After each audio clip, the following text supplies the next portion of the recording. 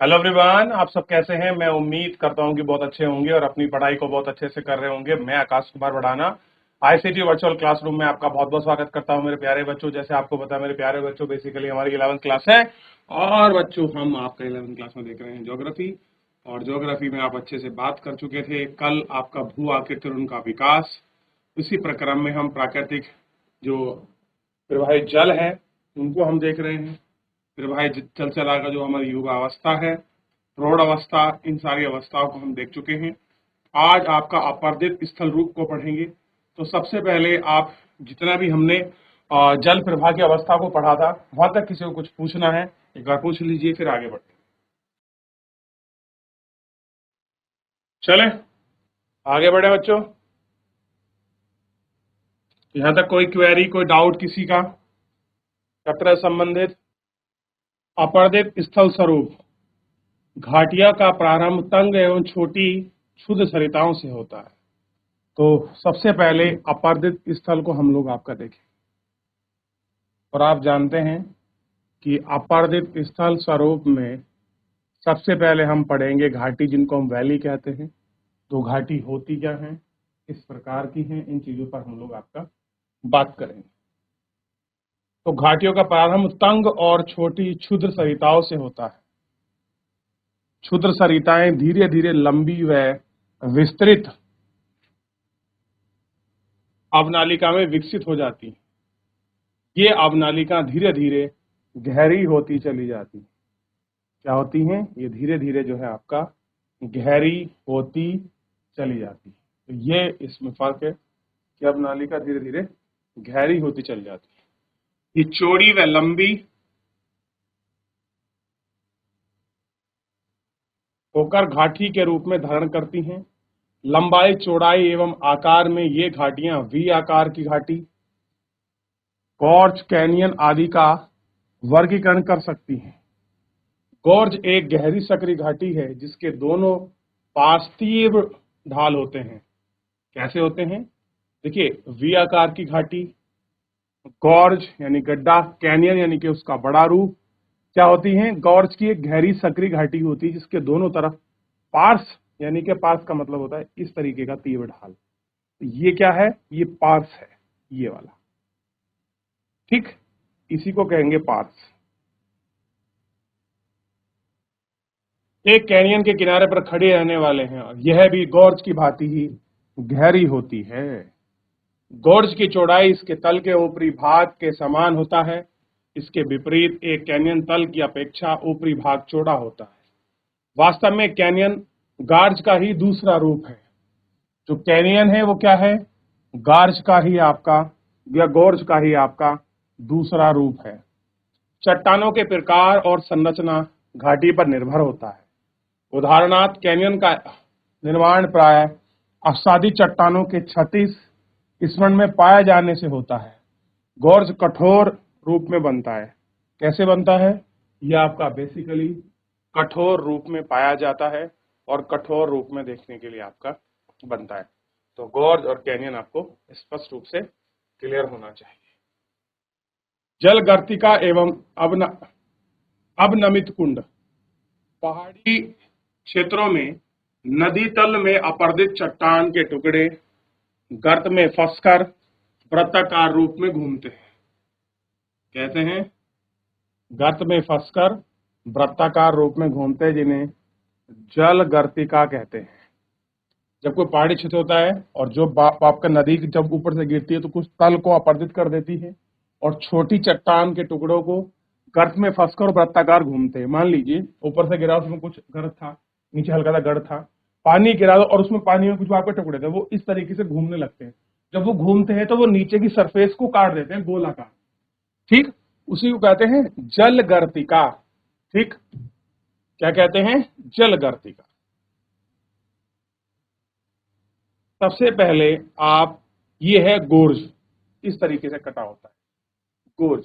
तो सबसे पहले आप गोर्ज का चित्र बनाइए।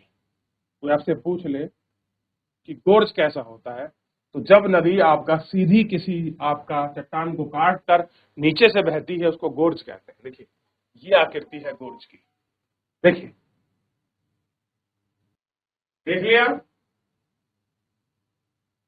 तो ये आकृति बनती है गोर्ज की। ठीक, चलिए देख लिया, आगे बढ़े। तो ये है आपका, अब देखिए होता क्या है, मान लीजिए ये कोई हमारी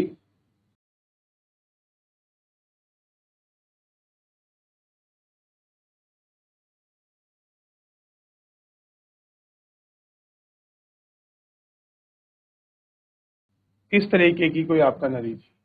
ठीक, अब इसमें क्या करते हैं, कोई नदी अगर आपका इसमें बीचों बीच बैठ जाए,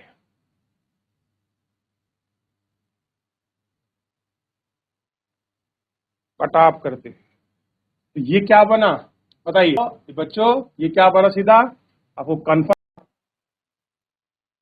गोर्ज बनेगा। देख लिया, तो ये भी इस प्रकार से बना। बस अंतर क्या होगा, और थोड़ा सा इसमें अगर मैं आपको देखूं तो ये और चली जाएंगी, इस तरीके का पार्स अपर, ये देखिए क्लियर हो गया, ये क्या बना, गोर्ज बना। तो इतना आपको थोड़ा सा कि गोर्ज कैसे बन रहा है। ठीक, अब ये है कैनियन, मैं आपको कैनियन को और बना के दिखा देता हूं।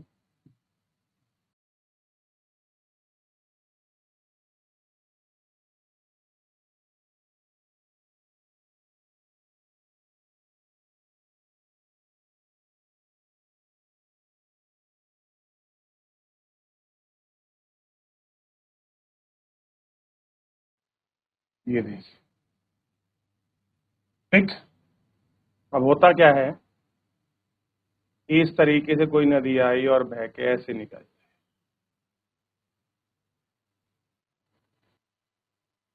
क्या बन गया, ध्यान दीजिए। अब ये हो सकता है कि छोटा पार्स बना दे,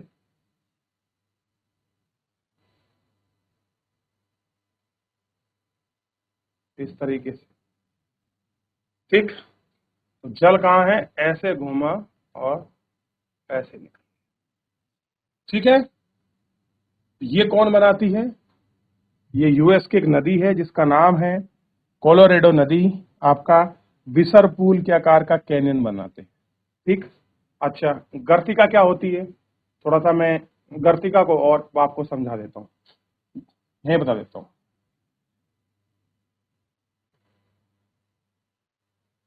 ये इसलिए मैं कर रहा हूं ताकि आपको समझ अच्छा आए, क्योंकि रेड पे व्हाइट अच्छा चलता है।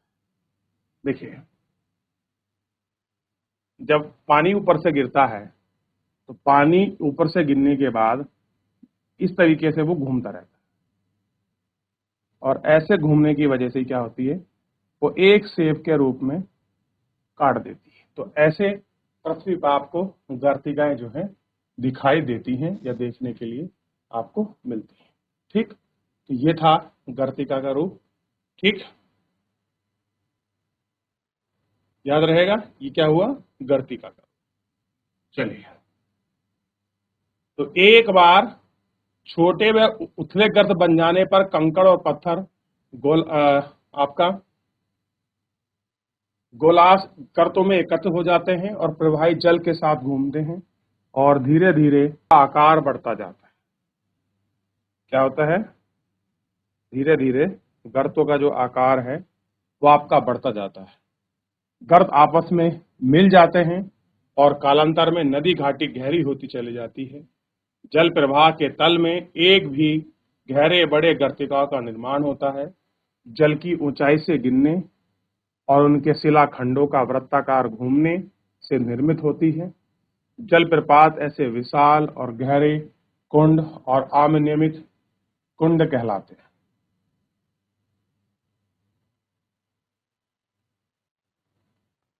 अर्धक्रांतिक सर्व या गंभीरी भूत विसर्ग, तीव्र ढालों में तीव्रता से बहती हुई नदी सामान्यतः नदी के अपर्दन करती है। तीव्र नदी ढालों में पार्श्व अपर्दन अधिक नहीं होता, मंद ढालों में बहती हुई नदी पार्श्व अपर्दन करती है। तो ध्यान देना है, इंपॉर्टेंट चीज ये है कि जब नदी आपका तीव्र ढालों में आप क्या करती है, पार्श्व अपरदन अधिक नहीं होता। अगर ढाल कैसे है, तीव्र है, तो वहां पार्श्व अपरदन नहीं होगा। ढाल अगर मंद है तो मंद ढालों पर क्या होता है, नदियों में ये पार्श्व अपरदन करती है। क्या होता है, ये पार्श्व अपरदन जो है आपको देखने के लिए मिल जाएगा। ठीक, क्षैतिज अपरदन होने के कारण मंद ढालों पर बहती हुई नदियां वक्रता होकर या नदी विसर्ग बनाती है। नदी विसर्ग का बाढ़ मैदान और डेल्टाई मैदान पर पाया जाना एक सामान्य बात है, क्योंकि यह नदी का ढाल बहुत मंद होता है, कठोर चट्टान भी गहरे कटे हुए होते हैं और विसर्ग में मिलते हैं। इन विसर्ग का अधिकंती विसर्ग है, आधारभूत विसर्ग कहा जाता है। इन्हीं को क्या कहा जाता है, विसर्ग जो है कहा जाता है। ठीक, नदी वेदिकाएं।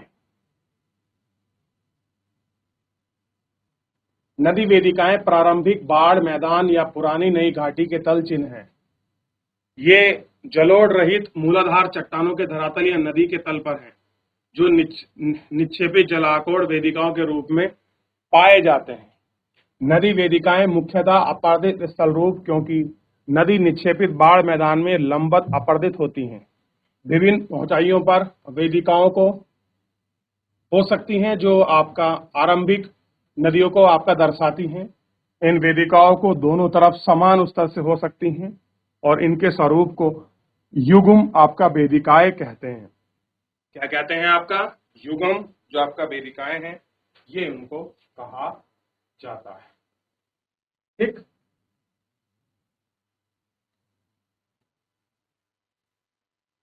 चलिए आगे बढ़े। आपको देखिए, निक्षेपित स्थल खंड, जब कोई चीज अपने साथ किसी चीज को लेकर जाती है, कंकड़ पत्थर आपका और मिट्टी वगैरह, तो उससे कुछ जमाव होता है। जैसे जलोढ़ पंख बनते हैं, जलोढ़ पंख। तो जब मिट्टी अपना, जब आपका नदी जो है या कोई मान लीजिए जैसे हमारी आप गंगा है, ये पहाड़ से निकल कर अपने साथ कंकड़ पत्थर बालू गाद को, पंख मतलब बहुत हल्की महीन मिट्टी होती है, उसको लेकर जाती है। कह रहे हैं जब नदी उच्च स्थानों पर बहती है तो गिरिपाद व मन ढाल में मैदानों में प्रवेश करती है, तो जलोढ़ पंख का निर्माण होता है। क्या करती है, जब इनमें आपका प्रवेश करती है तो जलोढ़ पंख में आपका उनका निर्माण। ठीक, साधारणतः पर्वतीय क्षेत्रों में बहने वाली नदी भारी और स्थल आकार के नर भाग में बहती है। मन ढालों पर नदियों का यह भार आपका करने में असमर्थ है, तो शंकु के आकार में निक्षेपित हो जाता है, जिसे जिसमें ढाल पंख कहते हैं। कैसे हैं, ढाल पंख कहते हैं। जो नदियां जलोढ़ पंखों से बहती हैं, वे प्राय अपने वास्तविक सह मार्गों को बहुत दूर तक नहीं बहती, बल्कि अपना मार्ग बदल लेती हैं और कई शाखाओं में बांट देती हैं, जिन्हें जल वितरिकाएं कहते हैं। क्या कहते हैं, जिन्हें जल वितरिकाएं कहते हैं। आद्र आर्द्र प्रदेशों में जलोढ़ पंख प्राय निम्न संकोर आकृति तथा शीर्ष पाद तक मन ढाल वाले होते हैं। शुष्क और अर्ध शुष्क जलवायु प्रदेशों में तीव्र ढाल वाले उच्च शंकु बनते हैं। कैसे बनते हैं, इन तीव्र ढालों में, इन सब चीजों में आपका शंकु बनते हैं। ठीक, बात कर रहे हैं डेल्टा की।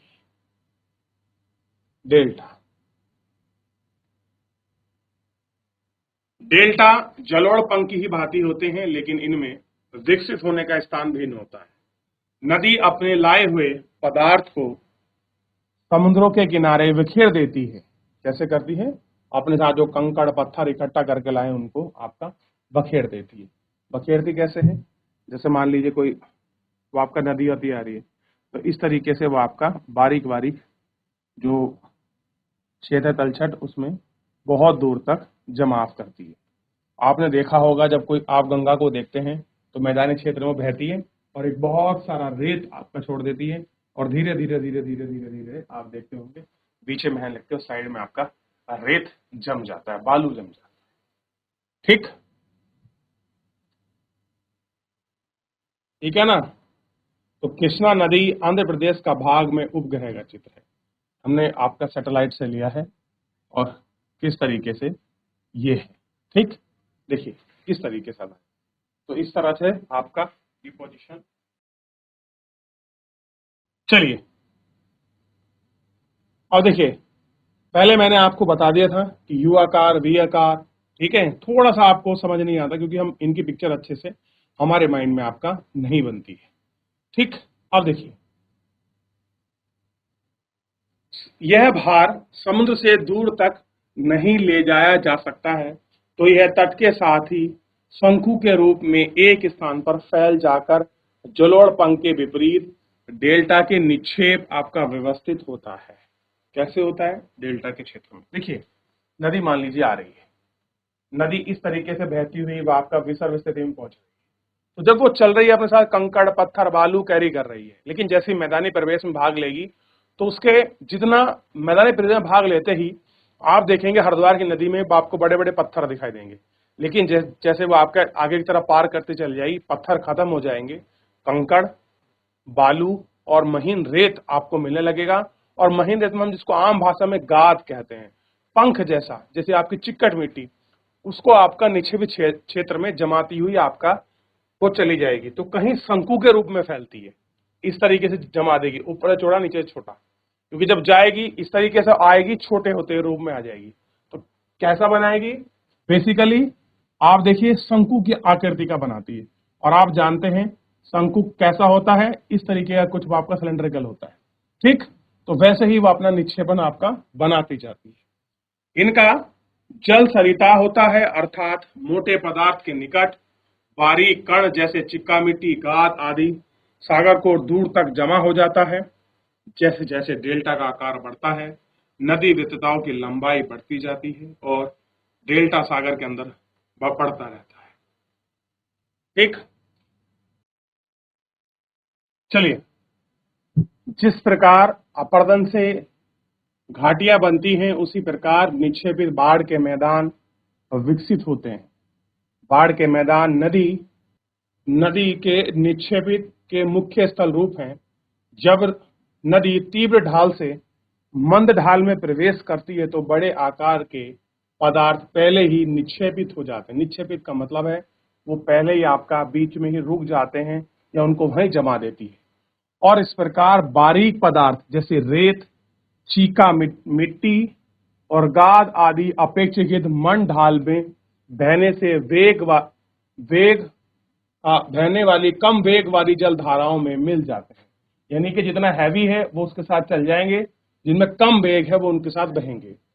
जब जब बाढ़ आने पर पानी तटों पर फैलता है तो यह उस तल के ऊपर जम जाते हैं। कैसे हैं? जम जाते हैं। नदी निक्षेप से बहते हुए सक्रिय बाढ़ के मैदान कहलाते हैं। तलों की ऊंचाई पर तटों को असक्रिय बाढ़ के मैदान कहा जाता है। असक्रिय यानी कि अनएक्टिव बाढ़ के मैदान जो तटों के ऊपर होते हैं वह मुख्य रूप से निक्षेपित बने होते हैं। बाढ़ का निक्षेपित व सरिताएं निक्षेपित मैदान के भागों में क्षैतिज आपकी दिशाओं में अपना मार्ग बदलती हैं और कटा हुआ है मार्ग धीरे धीरे भर जाता है। बाढ़ के मैदान ऐसे क्षेत्र जो नदी काटते हुए छूटते भाग हैं उनमें स्थल पदार्थ में जमाव होते हैं। जमाव तो बाढ़ का पानी फैलने से बनते हैं और अपेक्षाकृत महीन कण व चिकनी मिट्टी गाद आदि के होते हैं। ठीक, ऐसे मैदान जो डेल्टा बनाते हैं उन्हें डेल्टा मैदान कहा जाता है। ठीक, प्राकृतिक तटबंध और विसर्ग विरोधी क्या है? प्राकृतिक तटबंध और विसर्ग विरोधी। ठीक, ये हमको देखना। तो क्या होते हैं प्राकृतिक तटबंध और क्या होते हैं विरोधी, इनको हमको आपका देखना है। ठीक, तो कुछ महत्वपूर्ण स्थल स्वरूप हैं जो बाढ़ के मैदानों से संबंधित है। प्राकृतिक तटबंध बड़ी नदियों के किनारों पर पाए जाते हैं। तटबंध नदियों के पार्श्व के स्थल पदार्थ में रेखीय व निम्न समांतर कटक के रूप में पाए जाते हैं जो कि कई स्थानों पर कटे हुए होते हैं। नदी रोधिकाएं या विसर्ग रोधिकाएं आपका बड़ी नदी सर्पों के अपतल के ढाल में पाई जाती हैं। ये रोदिकाएं प्रभावित जल द्वारा लाए गए तल छटों के नदियों के निक्षेप के कारण हैं। इनकी चौड़ाई परिच्छेदिका लगभग एक समान होती है। इनका अवसाद मिश्रित आकार का होता है। कैसा होता है? मिक्स्ड बेस, ये सारी चीजें, ठीक। और ये है इसी तरीके का प्राकृतिक नदी विसर्ग को, जो हम जिनको मिरांडर कहते हैं, इनको हम नेक्स्ट लेक्चर में देखेंगे। तो एक बार देख लीजिए, किसी को डाउट है मुझसे पूछ लीजिए। चलिए, तो एक बार घर जाकर पढ़ लीजिए, एक बार रिवीजन कर लीजिए, कोई डाउट कोई क्वेरी बनता हम लोग नेक्स्ट लेक्चर में ले लेंगे।